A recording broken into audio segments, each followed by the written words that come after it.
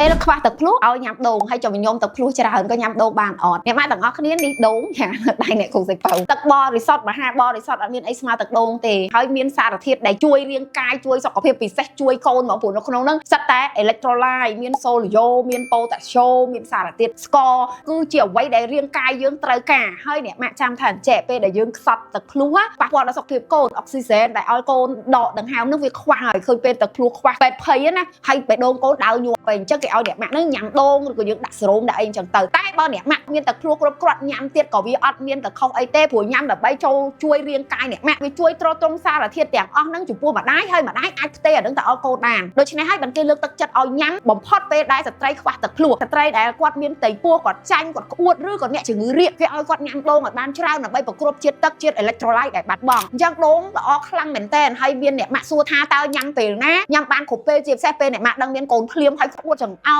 ធីងធងហើយអស់កម្លាំងពីខ្លួនវិលមុខនឹងឯងញ៉ាំចោះញ៉ាំពេលណាក៏បានដែរដោយកាពះយើងមានដូចថាផ្លែឈើឬក៏អាហារអីខ្លះទៅក៏បានដែរក្រែងអ្នកម៉ាក់រើសដូងទៅចំដូងចាស់ឬក៏ដូងនឹងរៀងជូរបើសិនជាដូងដាំសកាអ្នកគ្រូសិប៉ៅមែនខ្ញុំជឿថាពេលដែលក្អួតលំបាកក្នុងខ្លួនខ្ញុំចង់តែហោះទៅបេះដូងនឹងខ្ញុំញ៉ាំវាផ្អែមជាប់ចិត្តហ្មងចឹងបើអ្នកម៉ាក់រើសបានដូងណាដែលមានសារធាតុដូចបត់ពិសោធន៍ខ្ញុំហ្នឹងគឺអ្នកម៉ាក់មានកម្លាំងហើយនឹកឃើញដល់ដូងហ្នឹងហ្មងអត់ខ្ជិលចង់ញ៉ាំទេ topic នេះគឺជូនជាពិសេសចាកុំភ្លេចញ៉ាំដូងឲ្យបានច្រើនដើម្បីសុខភាពផងដើម្បីអ្នកម៉ាក់មានកូនគឺដើម្បីកូនផងចាអរគុណច្រើនពីខ្ញុំអ្នកគ្រូសិប៉ៅចា